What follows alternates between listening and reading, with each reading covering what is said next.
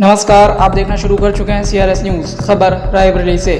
लखनऊ के अलीगंज स्थित कोचिंग संस्थान में हुए अग्निकांड के बाद प्रशासनिक सख्ती की आहट से रायबरेली के कोचिंग संचालकों में चिंता बढ़ गई है। कोचिंग संगठन के अध्यक्ष विक्रम सिंह ने हादसे में जान गंवाने वाले छात्रों को श्रद्धांजलि अर्पित करते हुए कहा कि सभी संचालक प्रशासन के निर्देशों का पालन करने को तैयार हैं, लेकिन व्यवस्थाएं दुरुस्त करने के लिए कुछ समय दिया जाए। उन्होंने कहा कि कोचिंग संस्थान सीज होने से छात्रों की पढ़ाई प्रभावित होगी और छोटे संचालकों के सामने आजीविका का संकट खड़ा हो जाएगा। संचालक आलोक सिंह ने भी कोचिंग संस्थानों को सीज न करने की अपील की है। अपना परिचय रही मैं विक्रम सिंह, अध्यक्ष coaching federation of India Raebareli. प्रशासन के द्वारा कार्रवाई की गई है कोचिंग संचालकों पर, क्या कहेंगे? देखिए, कोचिंग संचालकों पर सुबह जो है डीएम मैम का एक मैसेज आया कि मानक के बारे में बताया जाएगा और उन्हें पूरा करने के लिए कहा जाएगा। फिर 2 से 3 बार कोचिंगों पर कार्रवाई हुई, कई लोग आए।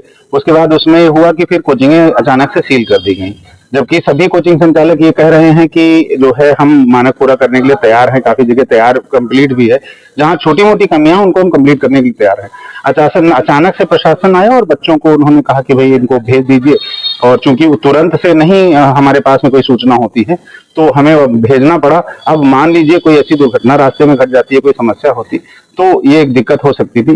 साथ में मैं एक बात और बताना चाहूंगा कि कई मतलब आप भी मीडिया बंधु हैं, कई मीडिया बंधुओं के माध्यम से कोचिंगों को जो है माफिया शब्द से जो है संबोधित किया जा रहा है। तो हम लोग बच्चों को पढ़ा रहे हैं और छात्रों का भविष्य बना रहे हैं। शायद जो कल हमारे पास अधिकारी आए थे वो भी किसी न किसी कोचिंग में अवश्य पढ़े होंगे। तो कोचिंग लोग वाले हम लोग माफिया नहीं है, हम लोग बच्चों का भविष्य सुधारते हैं। हाँ, कई बड़ी कोचिंगें हैं और कई छोटी कोचिंगें हैं। कई ऐसी भी कोचिंगें हैं जहां 10-20 बच्चे ही पढ़ते हैं, किसी तरीके से जीवन यापन करते हैं। तो सभी को एक पैमाने पे ना मापा जाए और हम पूरा प्रशासन का जो है सहयोग करने के लिए, सरकार का सहयोग करने के लिए तैयार हैं। क्या मांग है आपसे? हमारी मांग यह है कि उचित मार्गदर्शन के साथ एक अलग अलग जो मापदंड बनाए जा रहे हैं, एक मापदंड पे सबको तौला जा रहा है, वो ना तौला जाए और उचित मार्गदर्शन के साथ कोचिंगों को खोलने का योगी सरकार से भी मेरा अनुरोध है कि उनको आदेश दिया जाए। जहां पर मानक विहीन है उनको बिल्कुल आप बंद करें, लेकिन जहां मानक है और जहां हम बच्चों को पढ़ा रहे हैं उनके लिए हमें छूट दी जाए और हमें समय भी दिया जाए। हम बच्चों के साथ खिलवाड़ नहीं कर रहे हैं और हम ये चाहते हैं, हम बिल्कुल दिवंगत जो आत्माएं हैं उनकी शांति का हम जो है अपनी तरफ से वो करते हैं और चाहते हैं कि जो है कोई भी ऐसी घटना भविष्य में ना हो।